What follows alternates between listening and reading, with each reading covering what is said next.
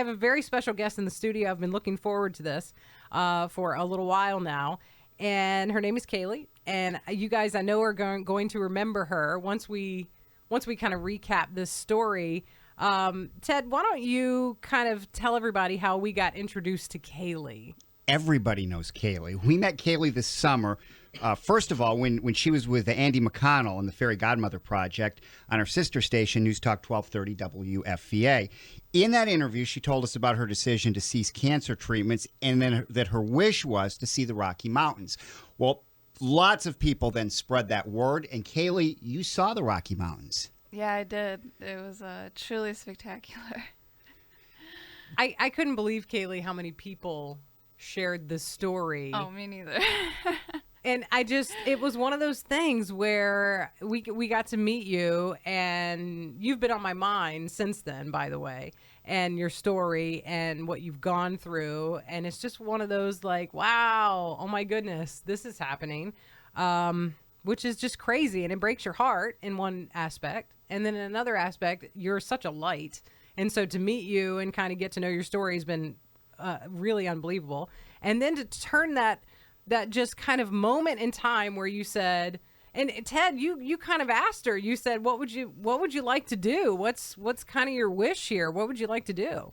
And my first thought when you said that was, oh, we can make that happen. There's got to be enough people. There's got to be a way. There's got to be a way. You think that, right? I mean, and so that's what you said to Ted. You said you'd like to see the Rockies. Yeah, and I just kind of said it on a lark. If I had known that people would be doing that, I probably wouldn't have even said it just because.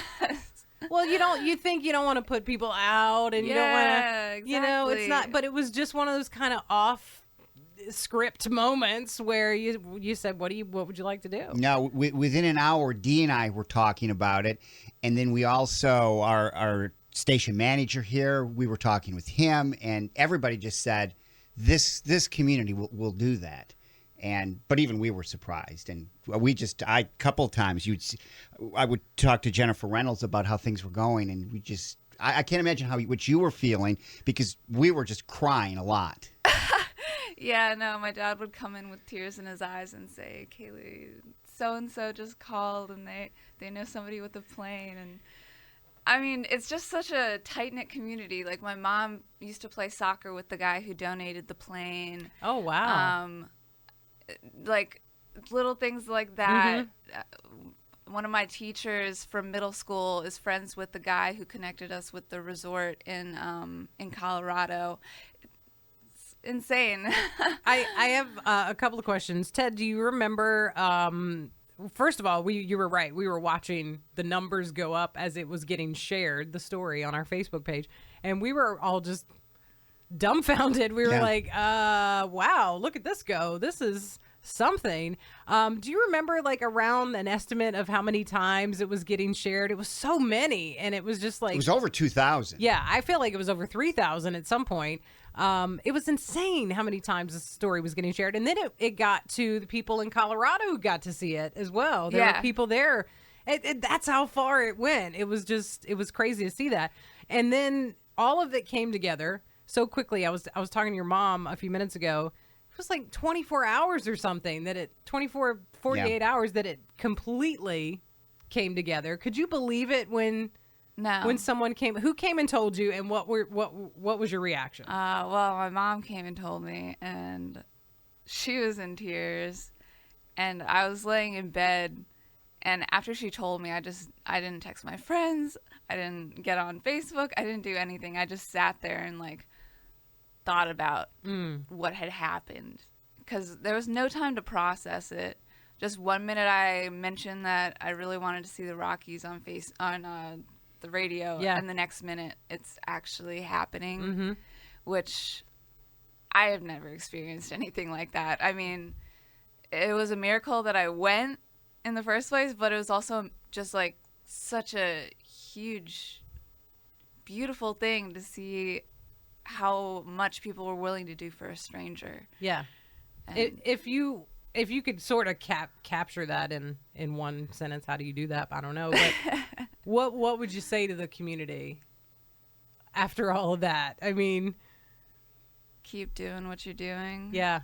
Like, thank you so much. it really showed how, oh man, I don't even know how to say it, just how beautiful it can be when people come together for something good. What was your first reaction when you got to actually see the Rockies?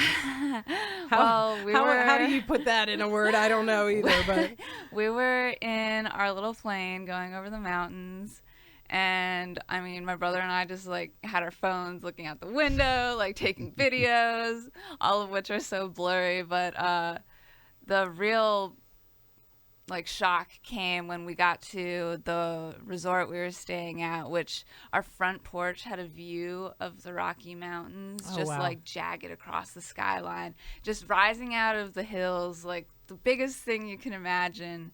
And you just feel so like safe in a way, seeing that something that big exists. I got up to watch the sunrise with my brother the first morning that we were there, and it was everything I thought it would be and more. It was truly one of the greatest moments of my life. wow.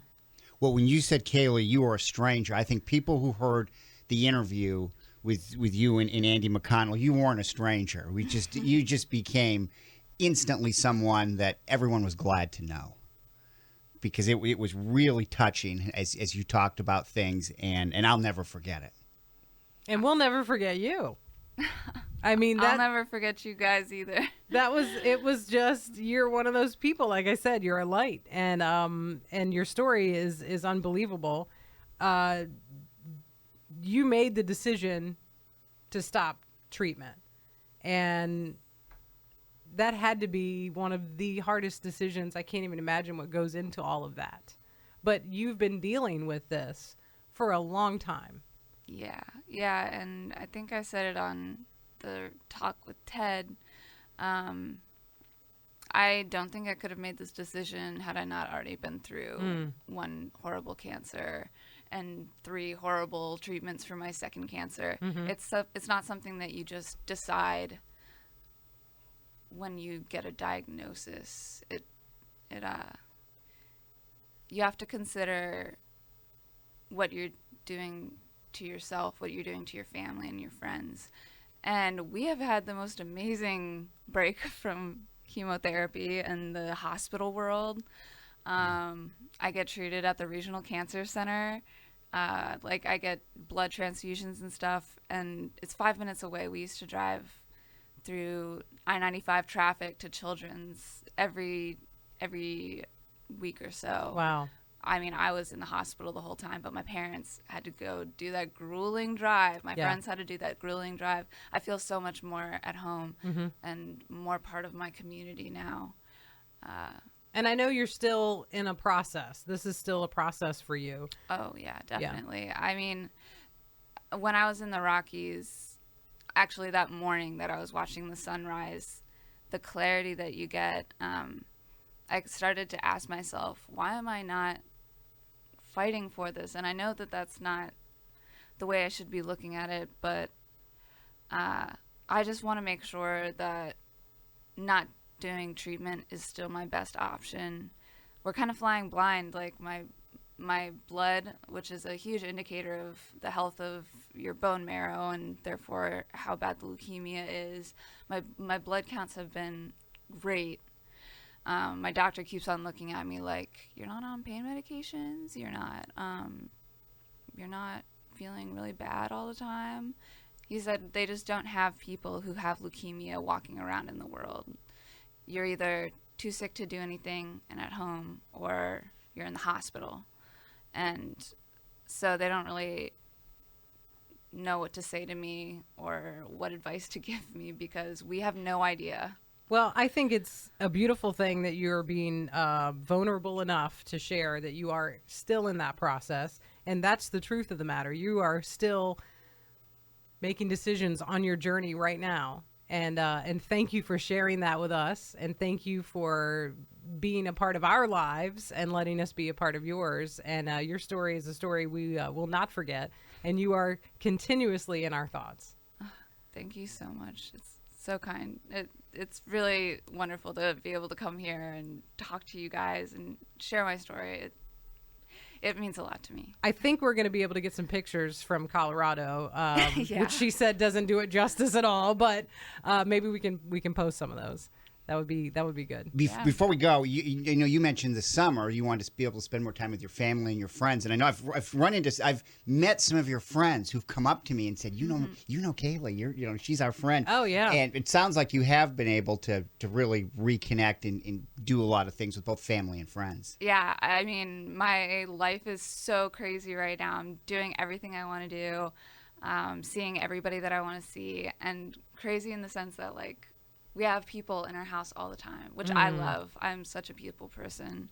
And so, yeah, it's been amazing. The energy you're getting from all of that, I would imagine, is Yeah. filling you up in many ways. I mean, you get what you give. Yeah. And being able to be getting all this awesomeness and love and enthusiasm, it makes all the world of a difference. Wow. Well, miracles can happen. Yes, they and, can. Just the fact that your blood counts are what they are now, and we may have another story here with you again. Which is why we're so grateful to be just a part of it. So thank you very much. Of course. Thank you. Kayla, you'll be in our thoughts and our prayers, and we certainly wish you the best. Thanks.